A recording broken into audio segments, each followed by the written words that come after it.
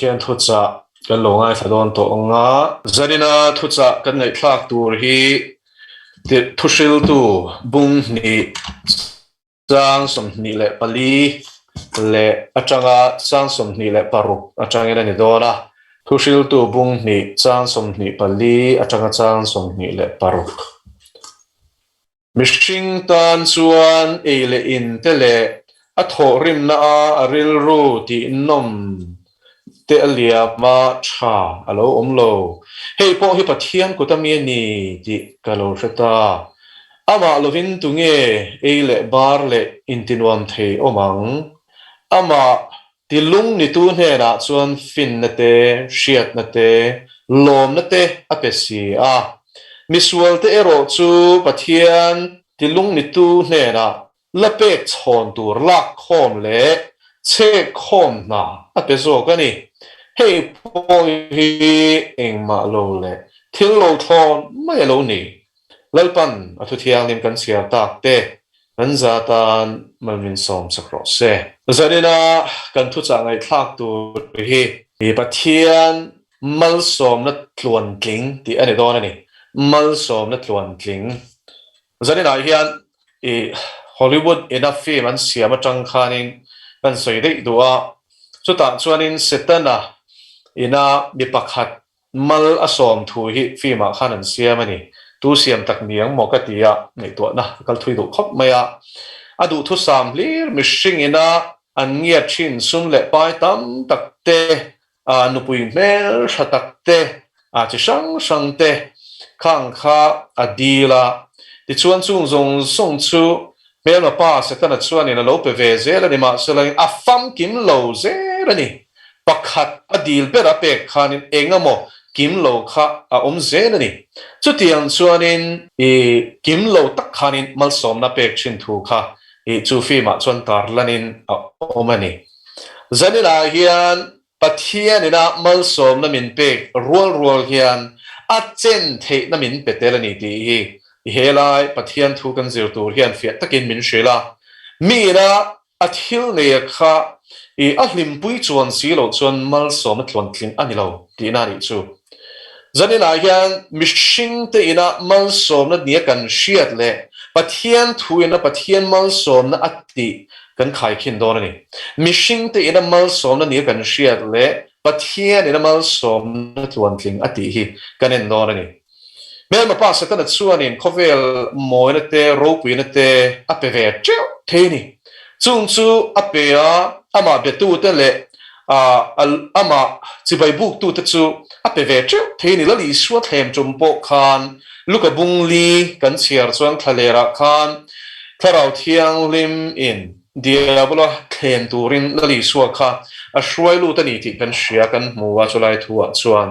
ti chuan chulai thuwa chuan kong shanga a thlem thu kan muwa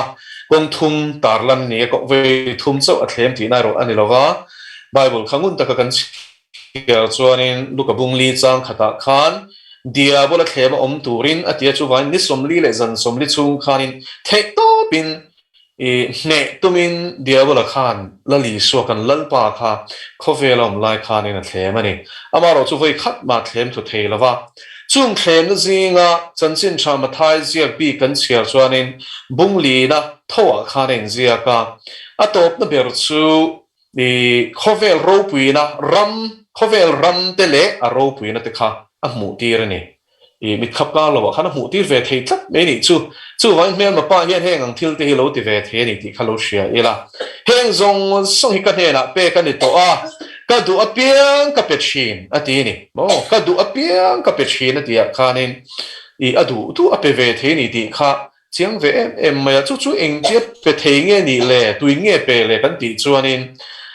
vele adam te ne la khan pathian ne tirin le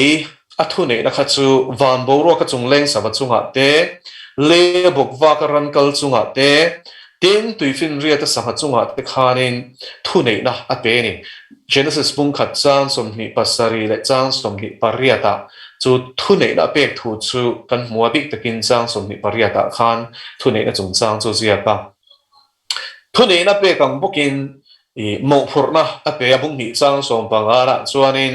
eden wan veng le en kol tu le veng tur khan lalpan adama adani chu mo phurna pe ka chu chung ko lu be pa kha ni tlak me amaro chu anu pui diabo le na thlem lai khanin aveng tlak lo ana thok lo ni chu chu mi wang son tluk na lo om ta a tin rombung ruk chang som paru ka chuan athu in oi a boy chu in ni tin shela vem mi atiangin athu an oi chia han setana boy an lo ni tan thla te zong song hi boy kan lo ni ta a chu wangin khove lal ram le aro pui ne ka hne na pe kan ni to hoi takati ve the na chana chu bum nan hanga adama hne na changa pathian na pek dik tak hne na changa hne chu a soi na ni ti khalo shia ila chu chu la li so krista chon kal vai cross a thi na le ni thum nia thole na mangin ala le kim vek to ni lal pa chu fakerom ro se le va na thune na zong song ka hne na pe kan ni to ti in ma thai bung som ni paria chang som paria ta chuan ti azil tir te atir chwa ma khanin thune na zong pek ani to thu a shela ni tero avan thamwan thang ama chu chu lai taka chon tu na hian bishing te hi chatan hian in lali suat thlem nan pathian fa pa meu po chu thlem na a thlem thuk thei a angai ania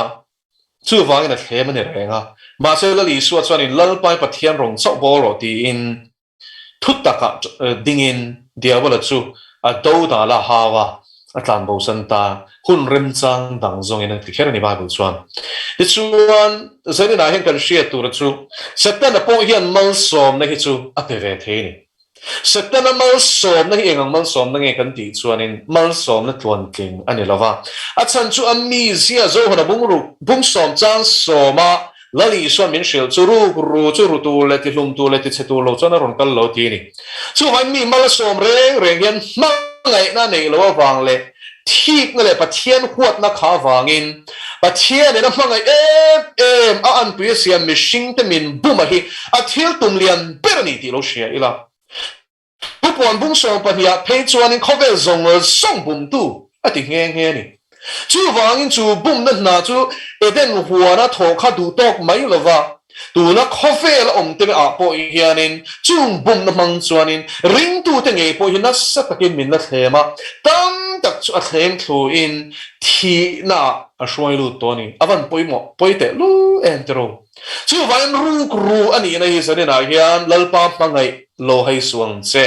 mal som na pek che tiam ani chuanin apet hei ti lo shiala ma salen chu mal som na chmo tuan ting lo ani voi khat chu camping kan nei lai hian setana bia te rol te hian kan counselor kha zo na aron zot ta khap mai ni counseling class an nei lai khanin ti chuan chu counseling class a zo na chu hei hi ni o pathian te chu thil kan di la angoi wang fanga min sang hlei ne setana te chu thil di le min pe hla la sin ingai kan biak mai lo ba aron ti ta khap mai ni chu ti chuan kan counselor chuan in tia chan tu nge niang le atia chu zo na chu ei point kala tong ngai bik lo machine na zo na changa ngai tua chuan in a dik mail ti ro di la piang mai pe ngal zum kha chu ma ngai tu niom takania pathian chu kan di la kan du zong hi min pe lowa adik na chen om ve tho ma se min sang mi lo ti kha chu dik chuang lo na chungin amaro chu chang chuan in min kan ta na chalo chu min pe lowa ngak ro min ti chang te he tama min pek ngal te po hi tam tak a omani chu wangin aswe kha chu adik tuan tling chu ka ti chuang lowa amaro chu point aron siama kha chu englo chat ve mel tak chu ani ti ra chuan amaro chu chop le chilin tharau thiang himin chu a thil thliawan chan na chu mi ron pe nga la ni chu eng wangin nge mel ma pa se ta na hian mal som na hi min pek chin o enga tingian di la piang hi pek ngal le satana bia te po hi pathian in min local tir ve to a chung te chuan an sui chin rui lo an ngai rui lo ti chak nan ne suma nei to si lawa ti chuan an dil to pa satana an be ve tok me ni satana bia kan du wang po ni lovin rui lo ti zel an du wang khan kongol samang zong ani me ya ta chuan in envelope an dil zak chia envelope ron da hi anom top zel an ti ni chu tiang te me te testimony chalo setana mal som na testimony te chu cái lối xe về nuôi tuổi này cho nên thiên hi chu alo ti ve thei enga một sen hi chu khove lemal som na sum le pai ro lu te khatien te khachu a pe thien nu la te mo motor te in te khang te khachu a pe ve thie ni ti chuan chula chuan kan she tur chu heng lal na te thu nei te poi pe thie chu chuan tu na hin me tam takan tla na ni zani na hin lu pui te chu ka du na chu enga tinge tu na vaccine chung changa khan an ni na ron hailan ani to a ap he na sarkar hi a omani ap he na hian engkim mai setana du zong anga chalai tu ten oma engwang nge chung ta chuan setana hian biak le ti ten in lo chut ve ngai mo ka sherawa ama ro chu setana hian thil ti theina le hup sum le hausak na le anti sai na cha ka kha a pek ve wang ani mo chu chu kan shia ta ngai ta den chu mal som na pek ve wang ani khovel dana chuan chung mi ta chu mi ho sa tak tak an nil homa chaplain pakhat chuan chu mi ho sa tak tak te chu an zinga khani na tel ve to boka an thuru zong zong chu ka soi thiang lo phal lo chin an ne wangin tema se soi thiang chin a kha chu soya a hriat aron soya kha a fin fia na kha ka hmu ngal boka ni chu wangin he thil hi chu fin fia nia enga in lak enga mo tum ani lo ti kha chu chianga a thu soi zinga pakhat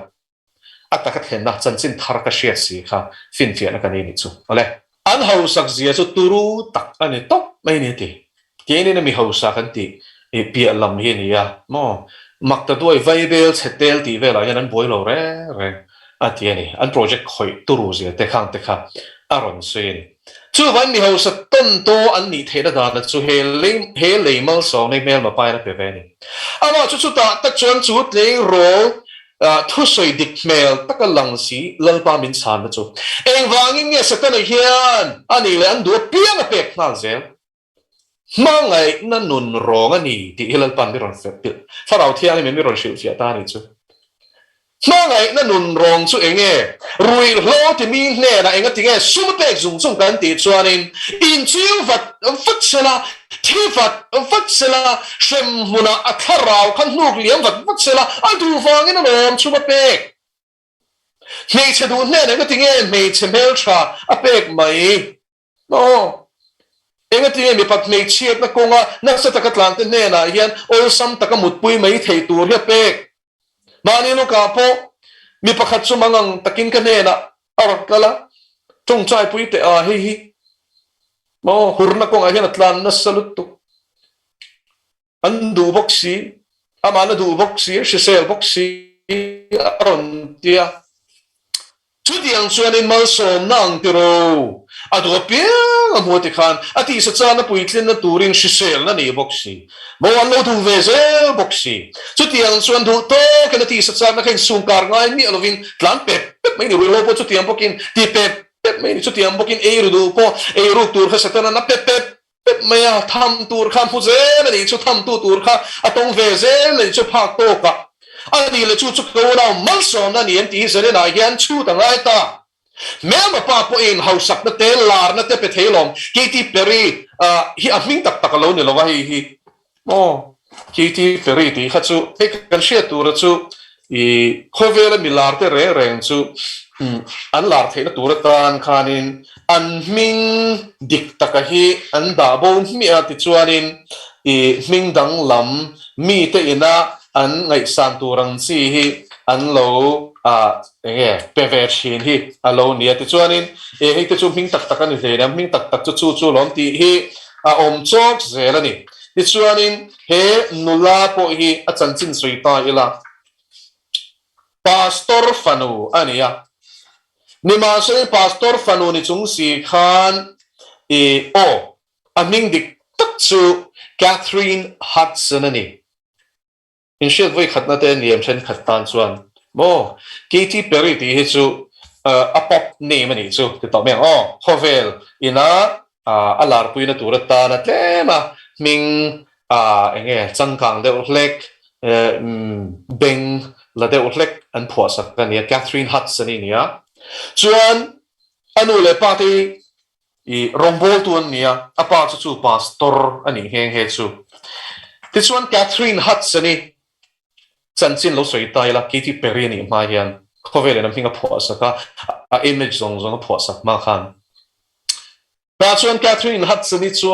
apa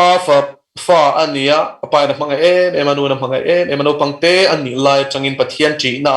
thu fing te pung som ni pani chang rukin no pang chu kal nom punga zir ti rula apui thlin thleng poina thla lowanga tia khanin an shruai vengat ngata an ina hian khovel hla play phal ani lo top mai ni I angai hian angai thangai lo shim shim ti chuan Catherine Hudson ni chu apa ko ran en ko laya chuanin I zaina talent lalpana pek shim shim awangin a zai china tin lalpa ne na chang hla te podong china ni chu chu vain tharau thianin pol na changa mi piang thar dik taka ni chu khalai thakha lo ngai thamun ro ti chuan piang thar dik tak pathian tharau ne pol na changa hla te podong chin bia kina posa a pathian in mala som china khania ma se kum som paruka ni khani na chian nu in an in ria ka soma ta chuan in pa chuan a phal ngai lo ma se chumi chum chuan lo phal sak ta hlawa ta chuan in avaria kha Catherine Hudson ni chuan in khovel la chu avoi khat na tan ani na tle ngai lo wangin la ngai thangai shim lo shim shima an nga thave ta ni chu angai kha voi khat na chang khan azuna wei na ni sual bul chung chang ka sui khalo ngai thang cheu part 1 ma sa ver kha setana tluk dan ka sui na chung chang kha chu sermon chu enga ti ngai tharo ka ti na chan chu ta chuan in your pipes and your timbrels ka ti setana ne na chan pathian na ti ra siam khan kha van ter ko chung nung tak cherup shiat thi ne na khan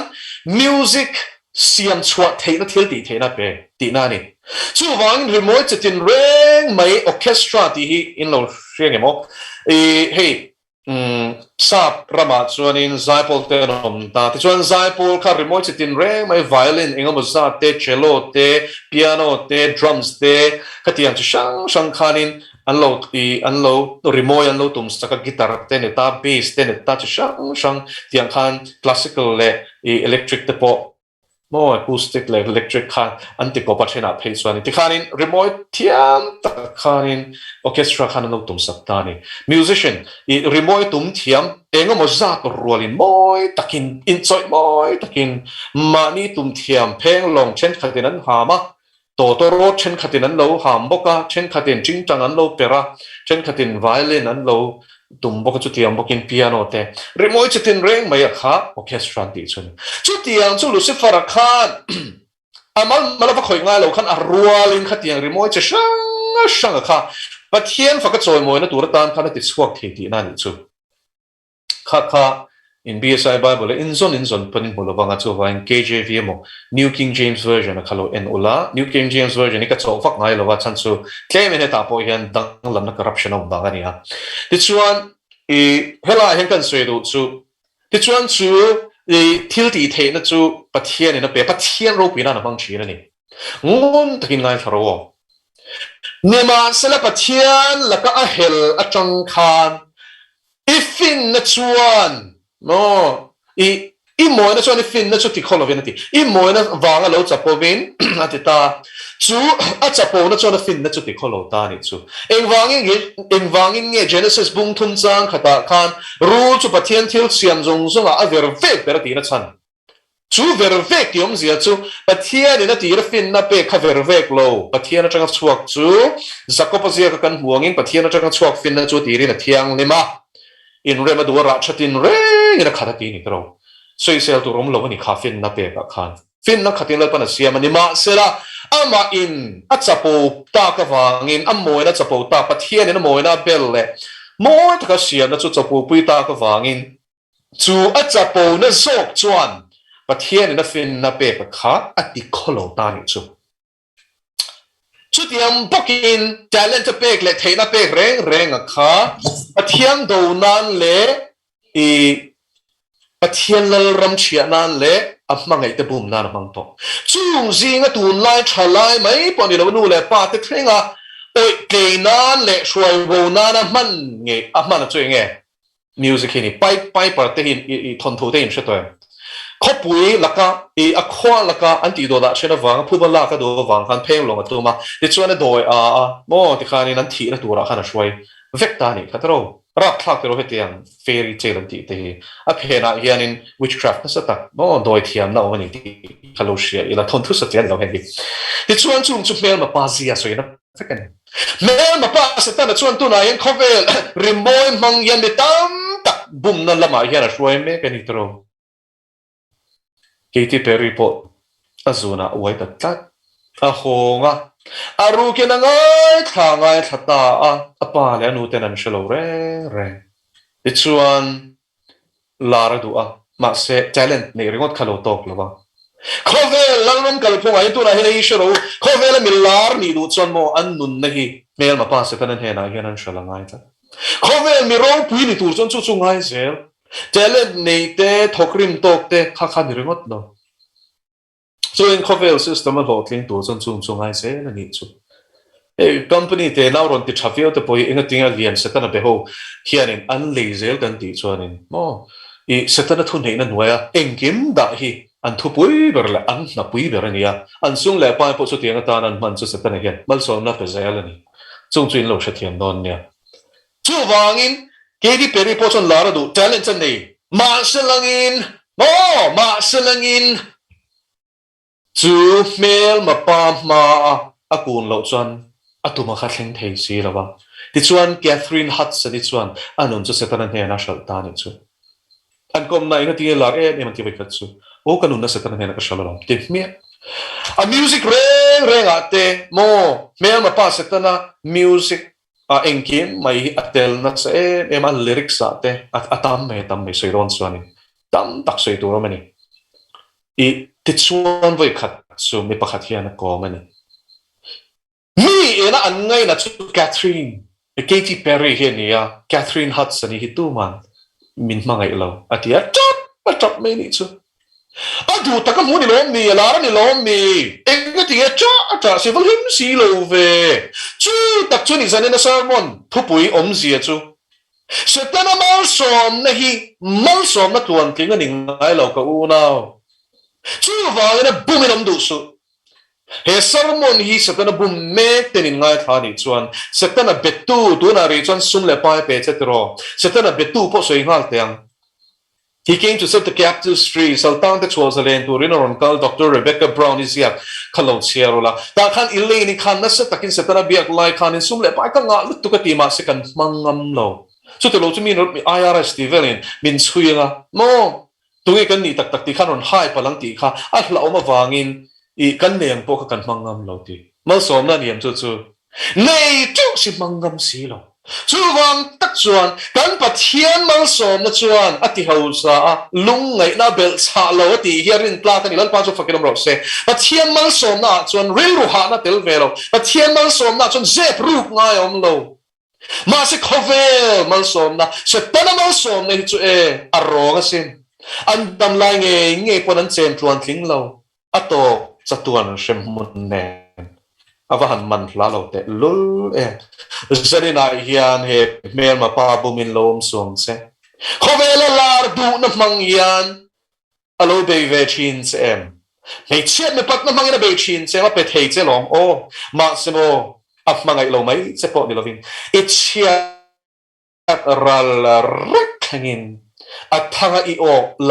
lak lo to so ina snuk kal to don se avai khat na khachmo le du to kinati zusalatang chwa tum ten an soi chin sin ka tum sia khoila ma tangin nge she lo chen ten ka khila yang che free at thon seranga lo sen chi chaber ber ron pezelati ma selangin ka in pa ngai chen min ron chele cholo re ka in le tuk to chan an ba du ma se sin ka tum chuan min ron che lui serati ishe thial mel ma pa chu imman to malai tu rong mal som tu nun rong ani ti lo siang se I thi vat du ram huai talal hian shem mona ti dan tur se sumo he tiang hini sa kha chakwa som sari le parukhan Mary Catherine Baxter chu pathianin shem mona shoi hele khabu hi mizo chonga letling thein omani phei chuanin phome takin lo let ling ulaka man lo ke chu I manilang chuan ka du khop mai I copyright ti velte chi sang oma I khang kha I kal tlang nga ya mi zo trong hian ong ve thei sela adu om khop me hele khabu hi I group chen khata so no min ka shia lo the dar ula piang thar to te tan hlei hian chiar ngai shem hona piang thar tu le te mu thu azia tel boxia chu tan mi pakhat a chan chen a soi chu khovelom lai chon doi thiam chak tak ania setana hian in kanu pui ni nakira chuan kalal rama chuan in lal takin yomangi omna tur a ro pui zia ka hmuti rang che te tia tlang nuam tak in nuam tak te ka hmuti china mangai omen em mai hianin abuma dot afa alo oi tak tak ani chu nu chuan thanem ngai takin christian te chu sual konga ka shroya boral na konga shem huna ka shroi china ti zanga bor vel chu ati tlupan ani omen ti chuan loman ro pui tak pe se na thi nuwa chuan shem huna chuan setana ne na chuan khoyange ka loman khoyange ka lalram chu ti ya ti chuan a mel ma nge aram huai ta chu pot sam ro ti ya anan po som la na tilut to ka out tuar chu mel ma pa chuan in nui so diriam lut tuk puset to ken alone nui ani chu Mary Catherine Baxter chu lal pana mu ti chana om kau na te ulal pana mu ti na chan chumo khove la bum tu le mal som sak na chitin re le thil ti the na ram hoi thil ti the na po pe ni nga tinge setana bia te u nga tinge setana hianin I athu nei na le thil ti the na te pe ve chin chewin shem mo thil langani lo tam theyang ber nang ma ni kal tlanga buma du wanga ni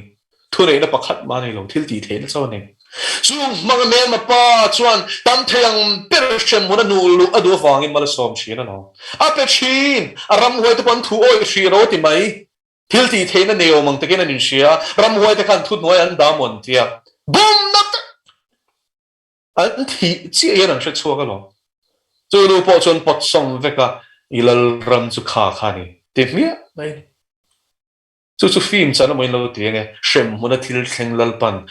khongai na mu tir he khovela tu na po setana luoi tak be me enga mo ro pui tak ni be se tu na po sumin ngal fiang ni mai the ni ram hoi thil ti the na po nei ni ma se na mo thi nu pia lam rama ngai sak dan tur che ya mu ti re lo che ti siang che mangai tu nun rong hi beto su lali swat hisen ni swat the ti ka shil bok se o nang setana bia ilo to alo bum se ni mai the ro ma se chuak the ti ka shil do se tam tak chuan ka chuak ka tum chuan min ti lumang in ti chin ma se setana thil ti the nine lali swat thil ti the ne chak so lali swat hisenin setana ne yan hisenin thulo thung to ma la a chan chuak the che ti hi zani na yan ka shil do se simen lam le chuan beram no thisen chuan he setana ne na thuilo thung to zong song hi chu asa chat vek the chu thu thung chu su tin alaram eng moi taka asan aswai chu lu thei che e thin lung kher la li swai auro ileni testimony ka share lu che theory ka soi mai ti nge ani po chuan setana rilul dik tak chu a che chowa chan chu rinom takin rong ka bol shina ti ma se voi khat chu ram weron kala min soi san ne maya casual ko thailo na turi min ti dam zueti ta chuan in nge om zia ka ti min mangai mo ka ti setana hian min mangai re lo ni hi ka ti ta ai ngai tua har chuak ta ni chu pathian khong ai nan ta chuan el pa ka ti thei to pin ka aw ve ta ti setana le ya ho ta chuan kala min khoi hian chak lu tu ni ma selen ka in kara chan dai dan no ma tu chu hun lai chon ka shi thiam lo ma sela li so thi sen kha ni ti lal pa chu pakinom ro se min khoi hian chak me ma setana le tir ko ti hian thil ti thei tak tak an ni mo ka shia tu te ngen ni khang ram hoi te kha ma se mo min khoi chaw le tuk si kha min khoi thei reng lo ti lom le amen lal pa chu pakinom ro se beram no thisen hian ngam vek to beram no thisen hian he salat na chwe chok thei chi ti lo siang che chu wain he sermon hi se tala biate doi thiam na thil ti thei na mang chin ten in lo ngai khani chuan tu dai hian lal pam ning lo sim ula isua nazareth isua krista pathian fa pa chu au ula a thisen in a selfai cheunga he sual salata hilal pan shoi chua kang cheu hallelujah chu chan chin chani lali so na ngam vek to ram hoi kha lau su nie thil chon ti thelo มาเสียนายทิลติเทอมสินฮาเลลูยาอาทิลเสียไม่นี่ค่ะกันปะเทียรินอาเสียไม่นี่ลาวเรงสุด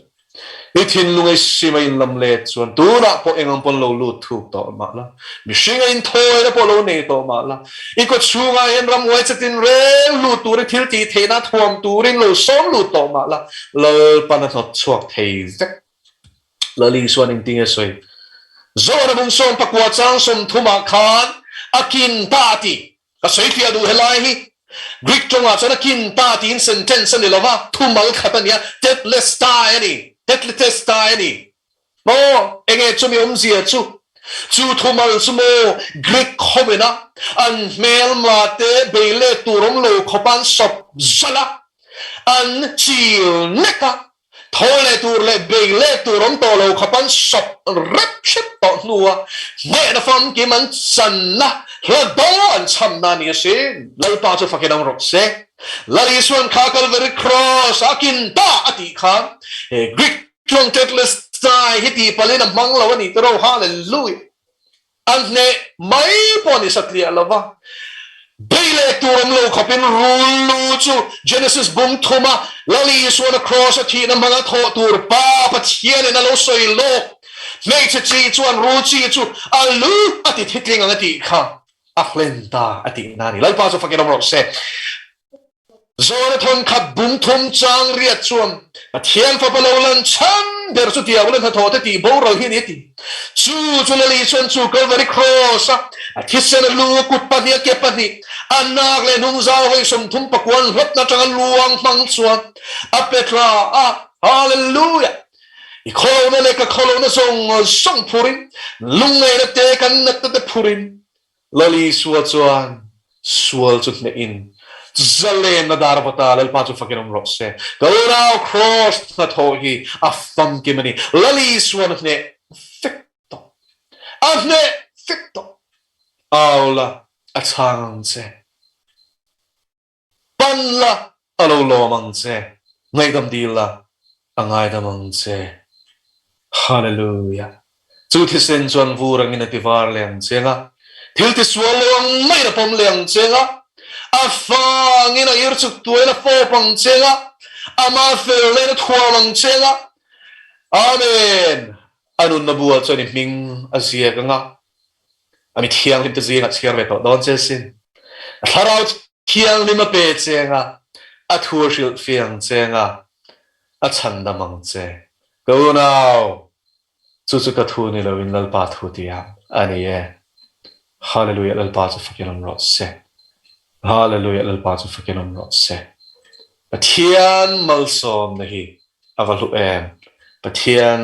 thu kan soi tak te lal pan kan za tan mal min som sak ro se